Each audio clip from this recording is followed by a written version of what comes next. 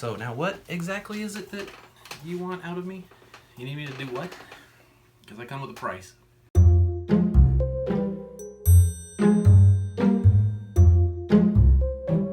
My name is Benito Garcia, and I am one half owner of Wetworks Special Effects Studios. We have probably worked on 30 films, I'd say. Myself, I've been doing it since I was probably 13 years old, probably. And I'm 47 now, so, you know, that works out to several years. But my friends and I used to always just, I'd get into my mom's makeup kit. I was always trying to make fake blood out of Kool-Aid.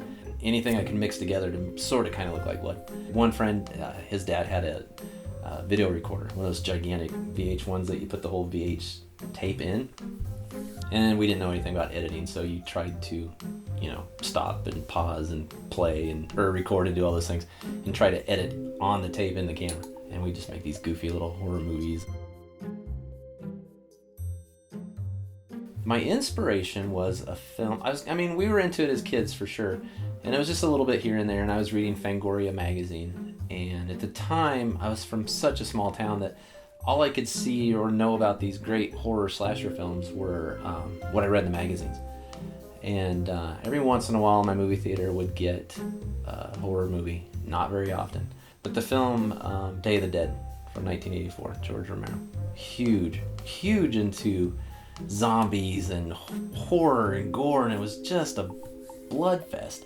Loved it. I don't know how many times I rented that. I've seen that movie over, I don't even can tell you, a couple hundred times, easy, if not more. Lincoln had a zombie walk 5 years ago or so, and I was just kind of starting to figure out what those were. They were kind of hot, and you know, different cities were posting things about them, and Lincoln was having one. At the time, I thought, I'm going to make the coolest, craziest zombie that anyone's ever seen. I started testing materials, and I started testing all kinds of things. And I finally came up with a really cool concept that I liked. And got this honor, went to the zombie walk, and everybody flipped out.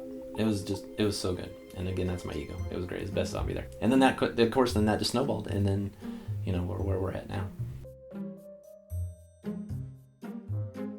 You always have to be available for communication. You have to always be willing to talk things out and work things out. You have to be willing to bend just because you may not like something. It may have to go that way because the director or writer wants it that way.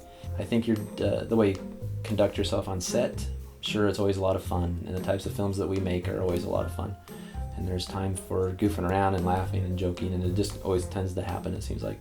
But then there's also a time to really be serious. And when it comes time to, your gag has to go and you're getting called to set, being quick about it, making sure that you're prepped ahead of time, you bring all the things you need to bring, because it's your name that's attached to that. When you show up, things have to work like they're supposed to work. And if they don't, then, you know, you're not going to get the next job, or they're going to tell someone down the line that, hey, we wasted our time on these guys. And definitely when you're working on a project with someone, don't let them think their project is anything less than anything else you're working on. You know, don't be distracted. Don't try to take on more than you can handle, because something's going to get shortchanged and not turn out so well. So put all your effort into what you're doing right there at that moment.